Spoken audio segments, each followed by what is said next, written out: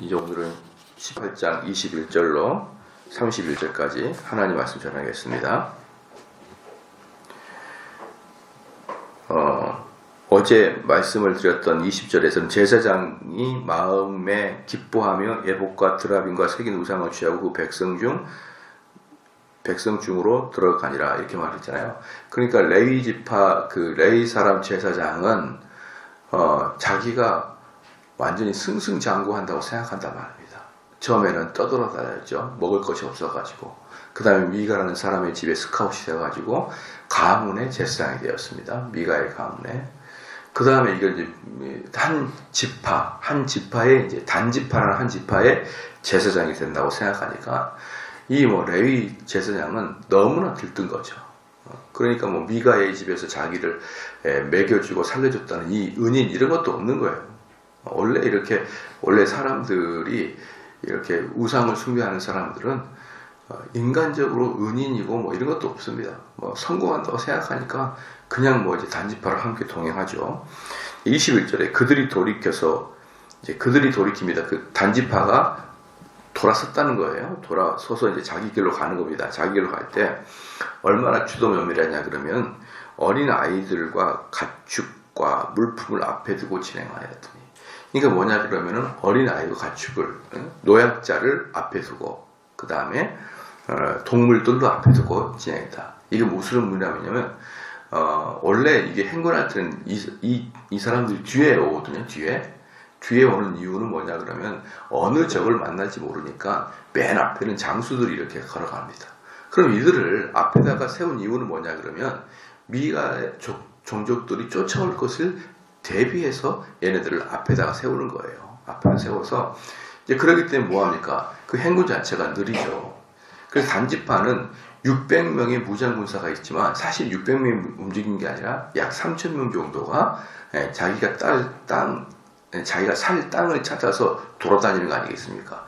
그러니까 전체가 이제 다 움직이고 있었어요. 그렇기 때문에 그 취약한 것들은 앞에다가 놓고 뒤에서 장수들이 이제 이렇게 하고 갑니다. 그러니까 아니나 다를까 미가가 쫓아오는 거죠. 22절에 미가의 집을 멀리 떠난 때에 미가의 이웃 사람들이 모여서 단 자손을 따라 미쳐서는 그러니까 미가가 이제 어디에선가 여행을 갔다가 온 거예요. 여행을 갔다가 와서 뒤늦게 보니까 산당에 있는 것을 다 빼가고 자기가 데리고 있던 그 제사장까지 끌고 간 거죠. 그러니까 이제 미가가 오자마자 자기 주변에 있는 사람들 다 긁어 모아서 군대로 만들어가지고 쫓아온 것입니다. 그러나 아무리 그래도 한 가족이 끌고 모을 수 있는 거하고 아무리 그 지파 자체가 쭈그러들어도 그 단이라는 지파하고 비교가 되겠습니까? 비교가 안 되죠. 그래서 그 숫자는 비교가 안 되죠. 그러니까 23절에 단 자손을 22절에 미가의 이웃집 사람들이 모여서 단 자손을 따라 미쳐서는 그러니까 따라 미칠 수 있습니다. 왜? 이 단 자손은 노약자와 함께 가니까 느리죠. 짐승도 있고 그렇기 때문에 늦게 가니까 뒤에서 말 타고 쫓아오는 이 젊은 사람들에게는 금방 따라잡힙니다. 그 따라잡혀가지고 23절에 단 자손을 부르는지라 그들이 낯을 돌이켜 미가에게 이르되 막 쫓아가서 단을 부르니까 단 자손이 얼굴을 들고 미가에게 이르되 내가 무슨 일로 이같이 모아가지고 왔느냐. 이게 이제 무슨 뜻이냐 그러면 무슨 일로 미가의 집에서 그 많은 걸 훔쳐갔으니 당연히 미가는 쫓아올 것을 알았을 것이고 쫓아올 것을 대비해서 어린이와 가축은 앞에 두고 갔잖아요. 그런데 이제 단자손이 뭐라냐면 너희가 어쩐 일로 이렇게 많이 모아가지고 왔냐 이렇게 이야기한 것은 아주 빈정거리는 거죠.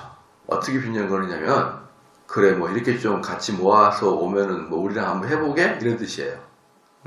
이렇게 좀 많이 모아오면 우리가 좀 대승할 줄 알았니? 이런 뜻으로 아주 빈정거리면서 미가 자손한테 딱 이야기하죠.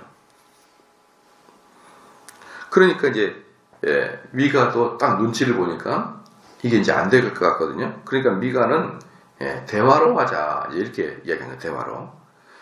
대화로. 24절에 미가가 가로되 나의 지은 신들과 제사장을 취하여 갔으니 내게 오히려 있는 것이 무엇이냐? 너희가 어찌하여 나더러 무슨 일이냐 하느냐? 그러니까 미가가 딱 보니까 뭐 이 사람들이 뭐 한마디만 했다가 칼로 찔러줄 것 같은 그런 분위기니까 얼른 말로 하면서 뭐냐 그러면 나의 신과 나의 지은 신들과, 여기서 중요한 게 뭐냐면 내가 만든 신이래요. 내가 만든 신과, 내가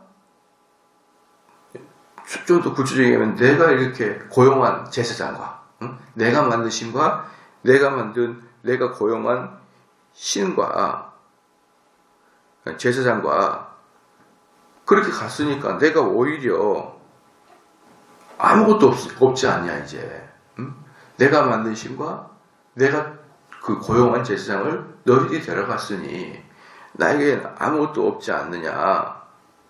그러면 내게 오히려 있는 것이 무엇이냐? 너희가 어찌하여 나더러 무슨 일이 하냐? 당연히 내가 너희들을 쫓아와야 되지 않겠느냐 이 말인 거예요. 자, 여기서 재밌는 게 뭐냐면요, 나의 지은 신들. 그러니까 지금 그 뭡니까, 미가는 신을 자기가 지었다고 이렇게 이야기하는 거예요. 그 신뿐만 아니라 신들인 거예요. 신들. 그럼 이건 뭘 의미하냐 그러면, 아니 너희도 가서 신 만들어 이 뜻이에요. 너희들도 가서 신 만들면 되는데 뭘 굳이 내 신을 데리고 가냐 이렇게 이야기하는 거죠. 그러니까 여기에서는 하나님이 우리 인간을 창조하시고 이런 개념이 없어요. 내가 만들어 이 신을. 이게 이제 재밌는 게 뭐냐 그러면요, 원래 전통적으로 하나님이 인간을 만들었다 이렇게 얘기하잖아요. 하나님이 인간을 만들었다 이렇게 얘기합니다.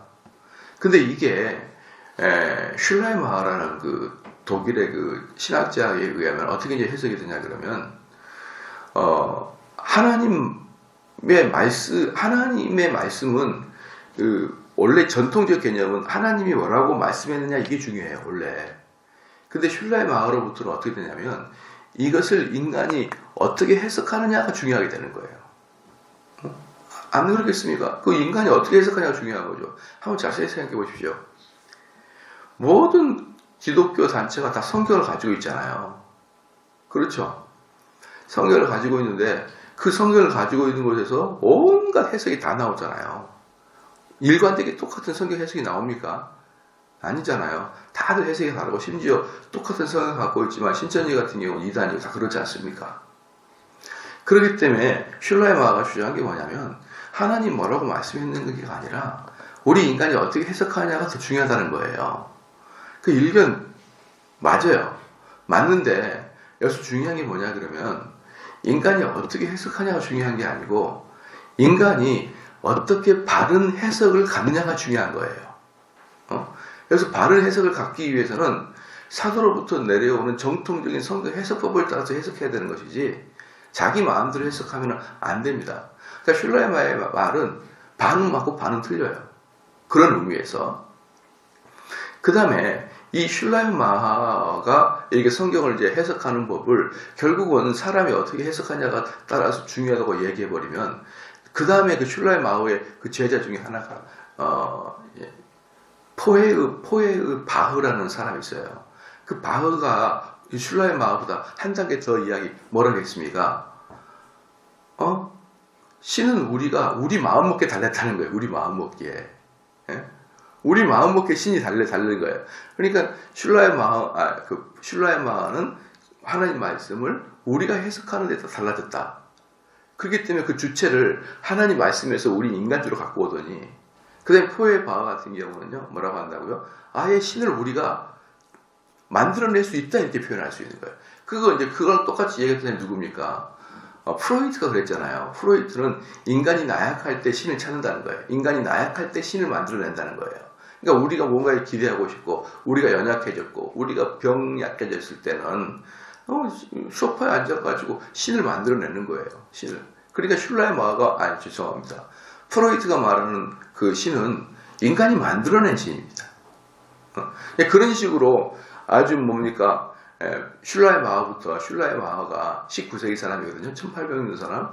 그 다음에 프로이트 같은 경우 20세기 사람이에요. 19세기 사람이죠. 1800년 사람. 그러니까 급속하게 신의 개념이요. 급속하게 인간으로 오더니 갑자기 인간이 우리가 스스로 상정해낼 수 있는 그런 존재로 신을 만들어버리는 거예요. 그러니까 우리도 맨날 내 마음속에 계신 하나님, 내 마음속에 계신 하나님 그런 다음에 성경에서 말하고 있는 신이 아니라 나를 따뜻하게 위로해주는 신으로 둔갑시키잖아요, 보통. 그러니까 지금 여기에서 미가가 뭐라고 합니까? 내가 만든 신, 내가 지은 신을 왜 가져가냐? 너희들도 하나 만들어. 이렇게 돼버린 겁니다.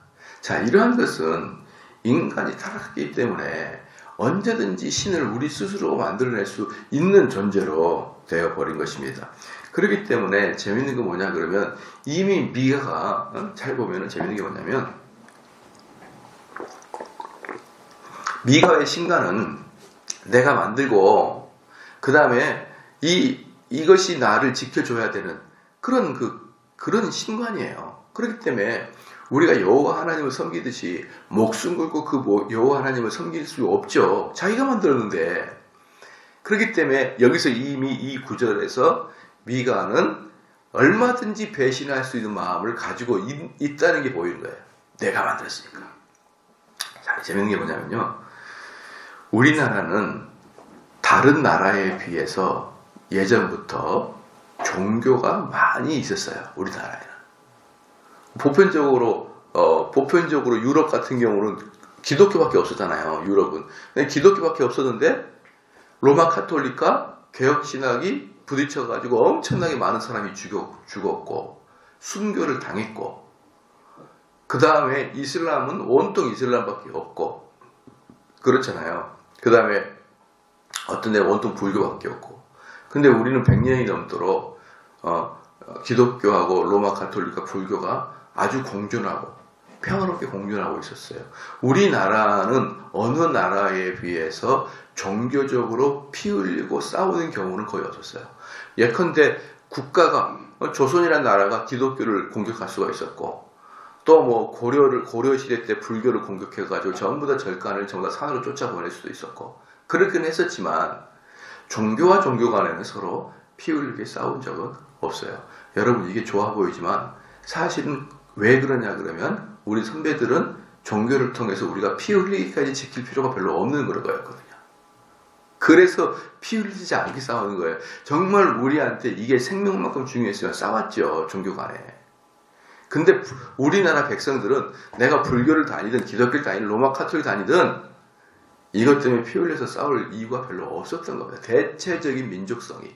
그러니까 어떤 리더십을 갖고 있는 분들 중에서는 그럴 마음이 있었겠죠. 예컨대 손영호 목사님이나 주기철 목사님은 그럴 마음이 있었겠죠. 근데 보편적인 정서는요.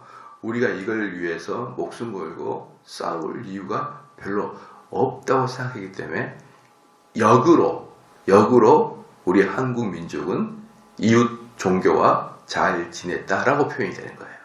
저는 그게 좀 부끄럽습니다. 그게.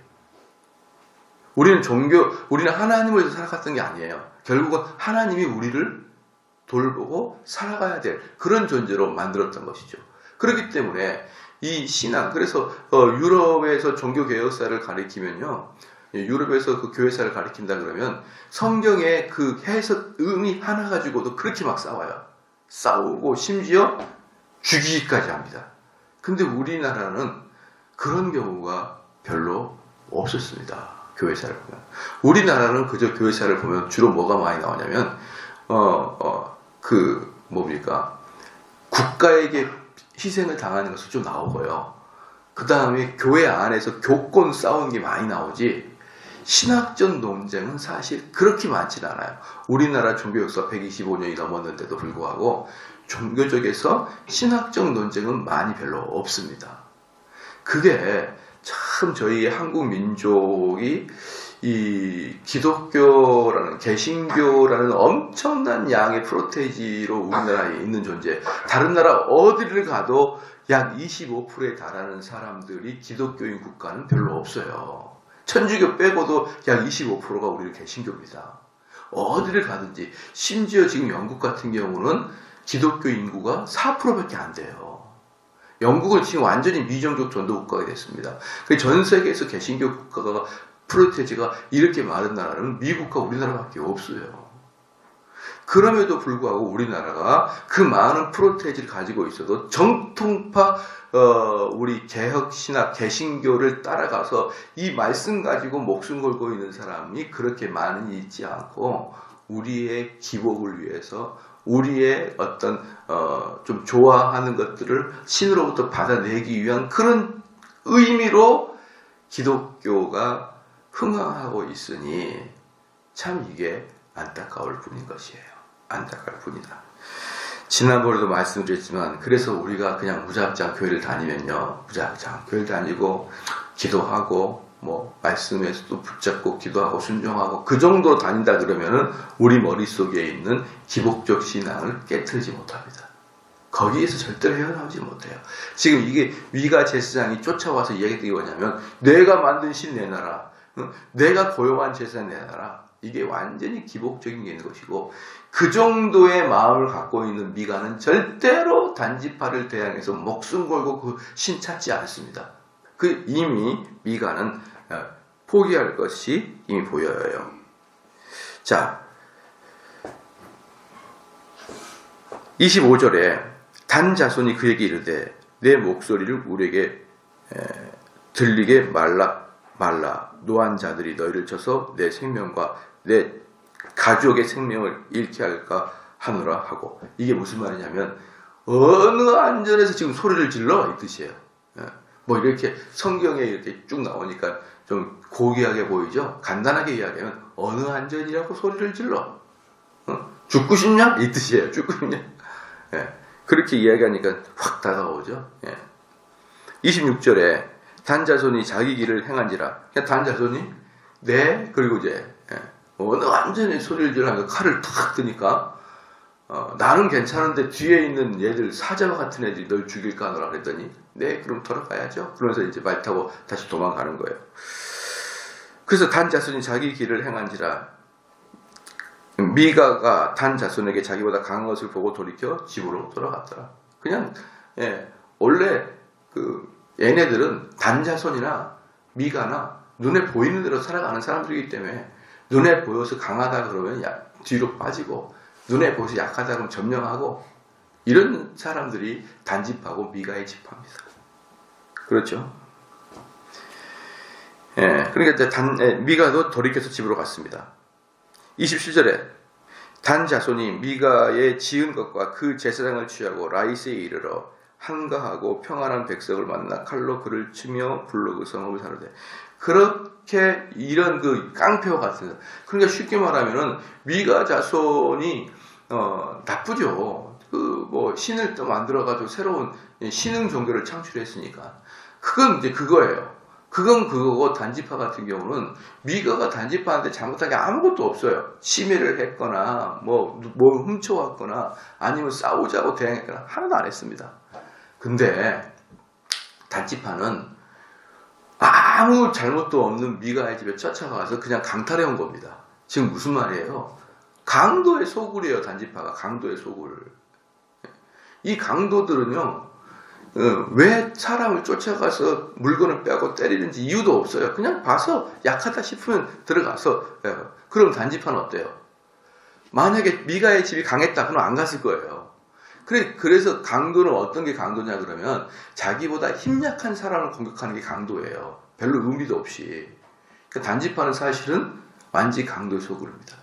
근데 그렇게 강도와 같은 놈들이 이스라엘의 맨 꼭대기 북단까지 올라가 가지고 라이스라는 곳에서 평화롭게 지내는 사람들을 싹 죽여버리고 거기서 라이스 땅 이름을 단지파의 땅이다 이렇게 이름을 바꿔버렸습니다. 그래서 27절에 단 자손이 미가의 지은 것과 그 제사장을 취하고 라이스에 이르러 한가하고 평안한 백성들을 만나 칼로 그들을 치며 불로 그 성읍을 사로되.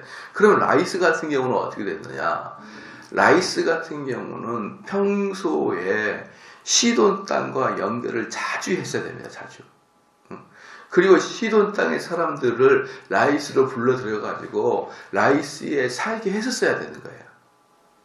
그래야 이런 갑자기 외적이 침입했을 때 시돈이라는 강력한 군대가 쫓아와가지고 우리를 막아주죠.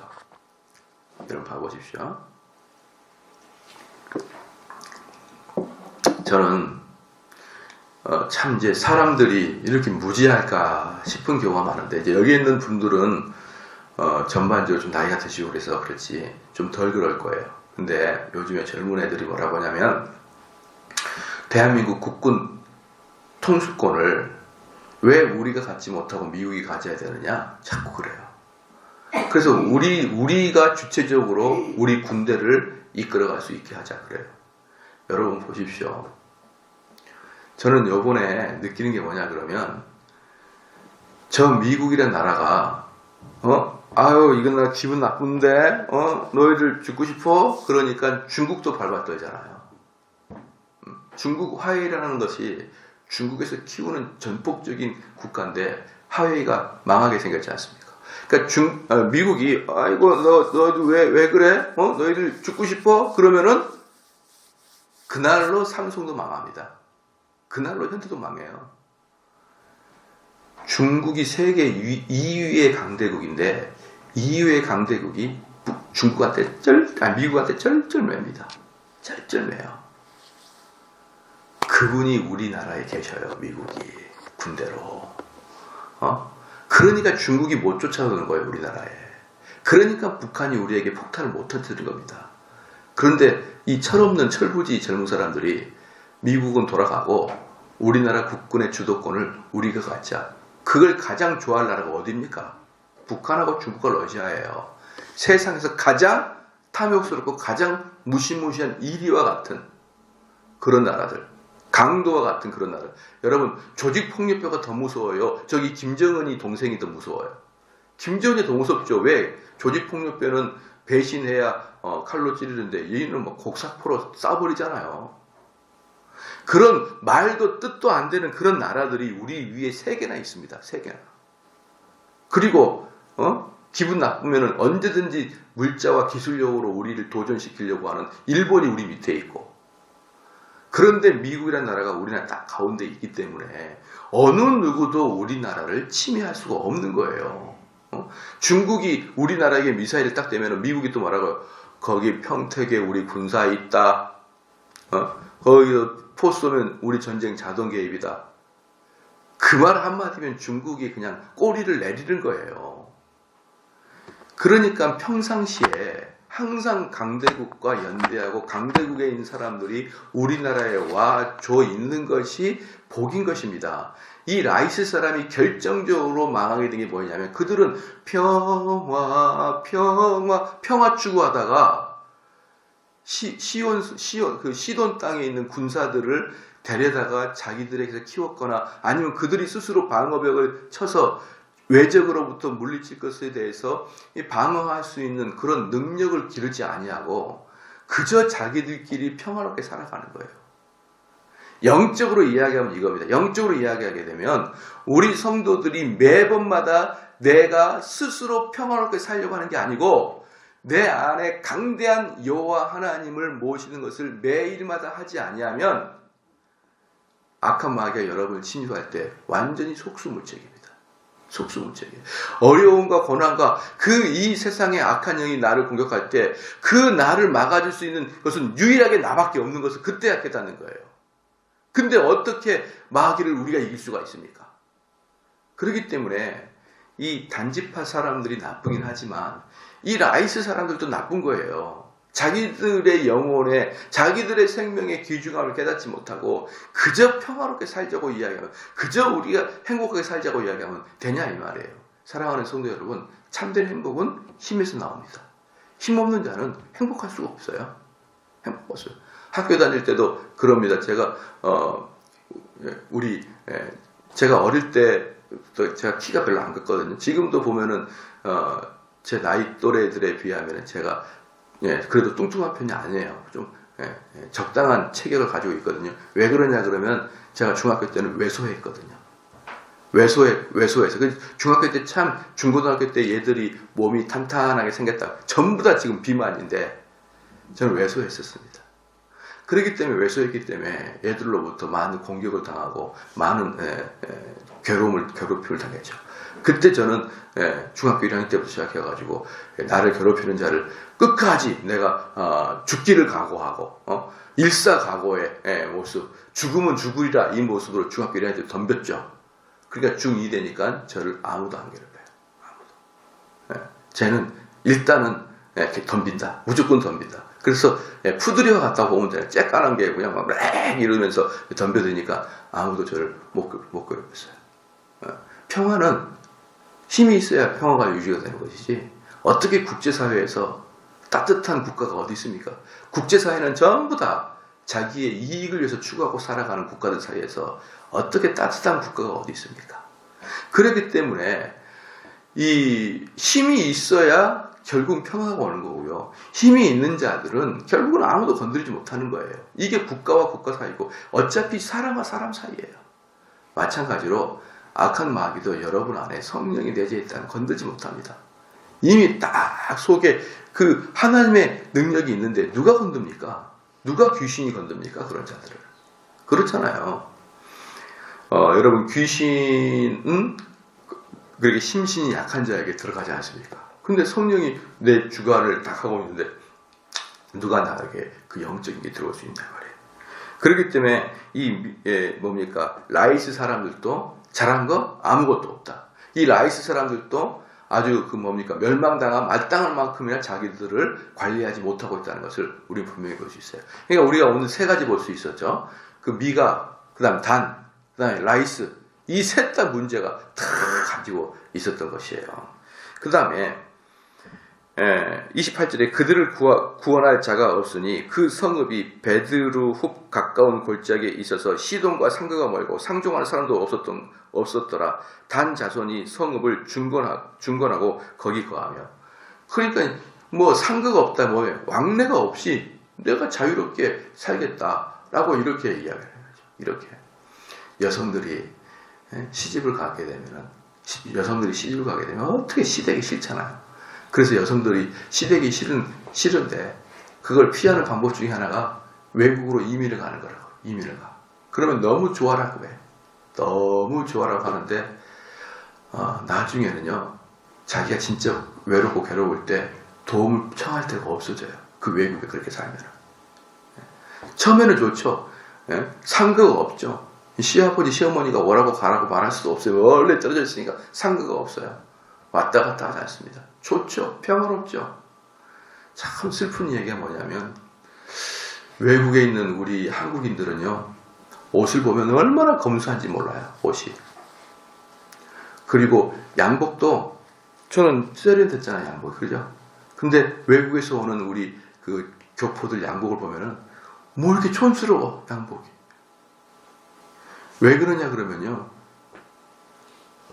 외국에서 사는 남자들은요 양복을 입을 일이 별로 없어요. 왜? 다 3D 업종을 하니까. 다 3D 업종을 하니까. 미국 사람들이 안 하는 것을 우리가 하는 거예요. 가서. 왜? 우리는 말도 안 되죠.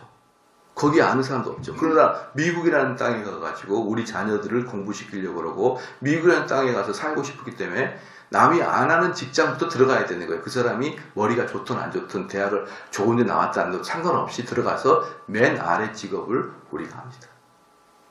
그렇기 때문에 걔네들은요 아무 데도 나갈 때 양복을 입을 일이 없는데 처음에는 그게 편하대요. 남의 눈치도 안 보고 그냥 더럽게 입어도 누가 묻지도 않고 따지도 않고 양복 같은 거 없어. 그러니까 미국 이민 가면 오랫동안 양복을 안 사게 되는 거예요. 오랫동안 입을 일이 없으니까. 얼마나 편한지 몰라요. 우리는 옷도 차려입어야 그러잖아요. 그 여성들도 어디 가려면 좋은 옷, 정장도 입고 그래요. 우리 한국 여성은 정장을 입을 일 없어요. 항상 캐주얼, 가벼워요. 근데 그게 그렇게 편하대요. 근데 시간이 지나면 슬프대. 양복을 입고 갈 데가 없고 여성들도 정장을 입고 갈 데가 없고 슬퍼. 그거랑 똑같아요. 이 상거가 없다는 게 뭐냐면 라이스가 상거가 없다는 게 뭐냐면 자기들이 고통을 당하더라도 좀 왕래도 하고 인사도 하고 그들에게 좀 들어와서 살기도 하고 자 이런 것이 없을 때 얼마나 행복해요. 눈치 안 보고. 그러다가 딱 전쟁이 나면은 아무것도 없는 거죠. 아무것도. 예. 자, 그런 것을 이야기합니다. 그런데 단지파는 들어가자마자 없어요. 성을 딱 중건합니다. 자기들이 보니까 이 성 들어온 게 만만하거든요. 그러니까 남들도 들어오겠다 싶어가지고 딱 성을 오자마자 성을 만들어 버립니다. 29절에 이스라엘의 소생 그 조상 단의 이름을 따서 그 성읍을 단이라고 했다. 그래서 여기가 뭐냐면 이스라엘 가장 북단을 이제 단이라는 성으로 딱 이름을 바꿔버렸어요. 그래서 우리는 이스라엘을 말할 때는 단에서부터 부월세바, 단에서부터 부월세바. 맨 꼭대기가 단이고 맨 아래가 부월세바예요. 그래서 보통 백두에서 한라까지, 우리 한국을 그렇게 표현하잖아요. 백두에서 한라까지. 그것처럼 이스라엘도 단에서 부월세바 이렇게 표현을 하게 되는 것이죠. 근데 29절에 이스라엘 소생 그 조상 단의 이름 따서 그 성읍을 단이라 하니 그 성읍의 본 이름을 라이스더라. 단 자손이 자기를 위하여 그 새긴 신상을 세웠고 모세의 자손 게르손의 아들 요나단과. 여기서 재밌는 게 뭐냐 그러면 지금까지 레위 지파에 속해 레위 자손 그 소년 있잖아요. 레위 제사장 소년, 그 사람 이름을 마지막에 요나단이라고 밝혀요. 요나단이라고. 그런데 요나단인데 누구냐면 모세의 손자 게르손의 아들 요나단입니다. 그런데 이 모세라는 것이 실질로 홍해를 갈랐던 모세가 아니고요. 모세가 아닐 확률이 많아요. 왜냐 그러면 이 성경의 버전이 몇 개가 있습니다. 성경의 버전이 몇 개가 있는데 그 버전 중에 어떤 건 모세라 써 있어요. 근데 어떤 것은 여러분 그 성경에 보면은 1.1핵이라도 변하지 말라고 하잖아요. 그 1.1에도 변하지 말라는 게 뭐냐 그러면 히브리어는 점 하나의 해석이 달라지거든요. 점 하나에 점으로 발음을 하는 거니까. 옛날에 우리 옛날에 세종대왕이 만들 때 한글도 뭐예요? 히읗자 밑에 점이면 그게 하자였잖아요. 그러니까 점으로 자음을 발음해요. 점으로. 히브리어는 특징이. 그런데 그 점이 하나 있고 없고 차이가 버전 따라 달라요. 어떤 데 점이 있고 어떤 점이 없어요. 점이 있으면 모세가 되고, 아니 점이 없으면 모세가 되고, 점이 있으면 므낫세가 됩니다. 므낫세가 돼요. 그래서 모세랑 므낫세는 발음이 비슷합니다. 히브리 말로는. 그래서 이것이 므낫세의 아들, 그 다음에 게르손의 아들 요나단, 므낫세의 손자 게르손의 아들 요나단입니다. 그래도 므낫세의 손자라 그래도 무엇과 비슷합니까? 그 게르손이 자기의 할아버지의 아들이라는 것을 알 수가 있어요. 게르손의 자녀라는 걸 알 수가 있어요. 그러면 이제 모세를 빼고라도 이 게르손이 언제의 사람이냐 그러면요, 이 게르손은 여호수아가 이스라엘 그 가나안 땅을 점령할 때 있었던 자가 게르손이에요.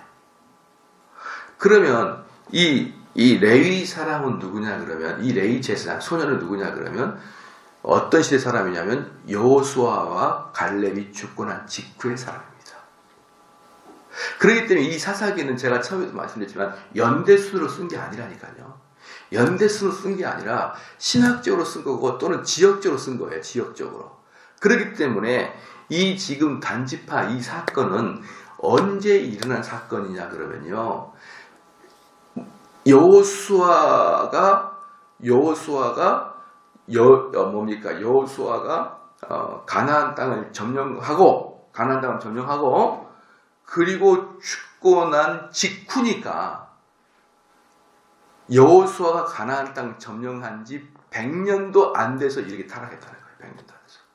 그러니까 이게 사사기서를 열어보면 쭉 가가지고 여기는 한 300년 후 정도 되려 보이잖아요. 그게 아니고 여호수아가 죽자마자의 모습인 거예요. 여호수아가 죽자마자 여기서 게르손의 아들 요나단이니까 그 게르손이 여호수아 시대 때 사람이란 말이에요. 그런데 그 여호수아가 죽고 장로들이 죽고 게르손이 죽자 그 후손들은 즉시 타락했는데 어느 정도 타락을 했냐 그러면은 이 레위 족속들이 성직을 감당할 수도 없을 만큼이나 타락을 해버렸고, 떠돌아다니고 단지파 사람들은 뭐 새긴 우상을 자기 성 아무 관계 없고, 또 그 다음에 누굽니까? 미가 제사장은 실로 옆에다가 신흥 종교를 만들어도 누가 터치도 하지 않은, 바로 그게 가나안 땅에 입성한 지 100년도 안 돼서 일어난 일입니다. 여러분, 그리면서 마지막 쭉 그 사사기에서가 거의 300년 기간 동안인데요, 거의 마지막까지 썩어 문드러져 있는 것을 볼 수가 있습니다. 여러분, 하나님 말씀이 딱 대가 끊기면요, 단 30년 만에 완전히 망가집니다. 100년이 뭡니까? 100년이 30년 만에 흔적도 없이 사라져요. 하나님의 말씀은요, 오묘하고 귀하고 아름답고 너무 훌륭해서요, 우리가 관심 갖지 않고 우리가 천시 여기면요, 그것은 잡을 수도 없이 사라져 버리고 말아요. 잡을 수도 없이. 어저께도 우리 그 친구 목사님과 만나서 대화를 좀 했었는데, 여러분 그거 아십니까? 전 세계에서 전 세계 칼빈주의자들, 전 세계 칼빈주의를 바탕으로, 우리는 칼빈주의 교단이야, 우리는 칼빈주의를 배경으로 하고 있는 교단이야, 이렇게 말하고 있는 교단 중에 가장 큰 교단이 합동주 교단이에요. 우리 한국에 있는 합동주 교단.